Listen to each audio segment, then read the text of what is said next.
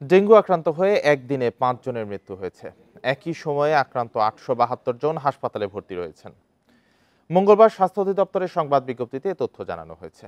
চলতি বছর এ পর্যন্ত ডেঙ্গুতে মারা গেছেন ১১৩ জন, আক্রান্ত হয়েছেন ২০,২১৩ জন।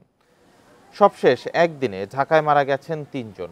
আর ডেঙ্গু আক্রান্ত হয়ে চট্টগ্রামে ২২৪ জন এবং ঢাকা উত্তর সিটি কর্পোরেশন এলাকার বিভিন্ন হাসপাতালে ভর্তি রোগীর সংখ্যা সর্বোচ্চ ২২৪ জন। ২০২৩ সালের মতো চলতি বছরে ডেঙ্গু মহামারী আকার ধারণ না করলেও রাজধানীর বাইরে বেশি আক্রান্তের ধারা অব্যাহত রয়েছে। এখন পর্যন্ত ডেঙ্গু আক্রান্ত হয়ে হাসপাতালে ভর্তি হওয়া রোগীর ৫৫%ই ঢাকার বাইরে। তবে শতকরা ৫৭% মৃত্যু ঘটেছে ঢাকা দক্ষিণ সিটি কর্পোরেশন এলাকায়।